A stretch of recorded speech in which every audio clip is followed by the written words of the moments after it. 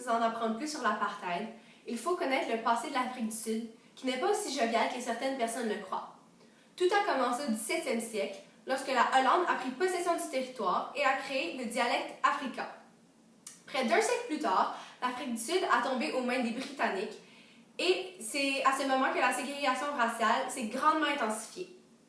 Par exemple, en 1910, des réserves ont été créées pour les Noirs et Métis seulement. En 1911, la loi empêchant les emplois spécialisés aux non-blancs et en 1913, la loi sur la propriété frontière ont été créées. Suite à la Première Guerre mondiale, la langue officielle devient l'africain et la loi des passeports de déplacement pour les Noirs est mise en exécution, ce qui rend la société furieuse.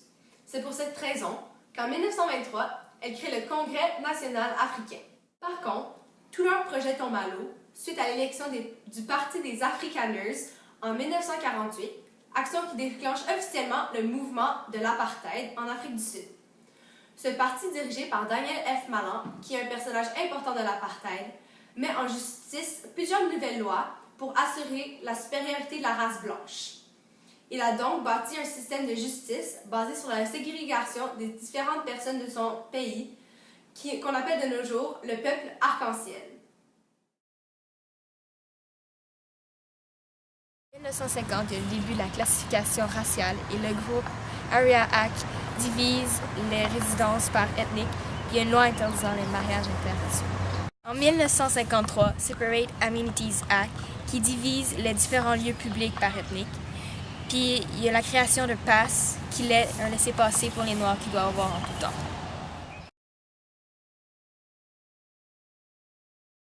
En 1953-1956, il y a une loi qui divise les écoles selon l'ethnique des enfants. En 1960, il y a le massacre de Sharpeville qui milite contre la passe. Il y a aussi la tentative de formation d'un groupe par Mandela. En 1961, l'ONU sanctionne l'Afrique du Sud. En 1975, l'anglais et l'africain deviennent officiellement les deux langues de l'Afrique. En 1977, il adoucit les lois pour les Indiens et les Métis. En 1984, il y a des manifestations contre l'idéologie de Botha.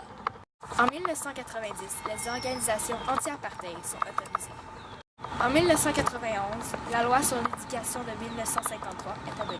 En 1993, l'Afrique du Sud devient officiellement un pays multiculturel.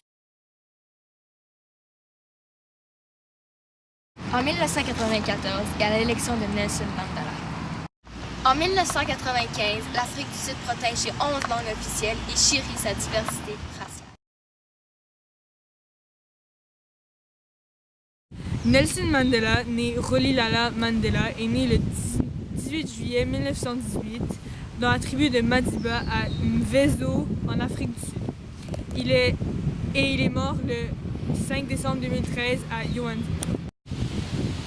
Pour être honnête, je pense que le gouvernement a seulement peur de l'influence que Nelson Mandela pouvait avoir sur le peuple. Maintenant, je vais passer aux raisons pourquoi Nelson Mandela était aussi important dans le combat contre l'apartheid. Après de nombreuses années à s'avoir battu contre l'apartheid, Nelson Mandela réalise que se battre de façon passive-agressive ne menait nulle part.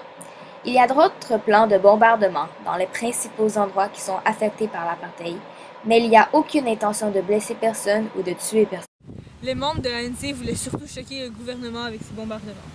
Ensuite, plus tard en 1964, Mandela se fait emprisonner et se voit imposer une sentence de prison à vie. Même si Nelson Mandela est resté 27 ans dans la prison de Robben Island, il n'a jamais abandonné le combat contre l'apartheid.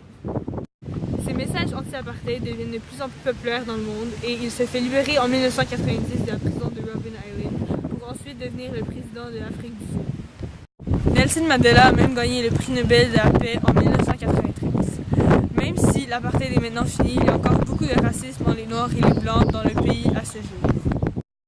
Mandela croit que pas seul dans sa bataille contre l'apartheid a été un lien de la voix du peuple et ses actions ont définitivement eu une grosse influence sur le peuple. Si Nelson Mandela est maintenant mort, il est toujours une figure représentative de la paix et un leader infiniment respecté.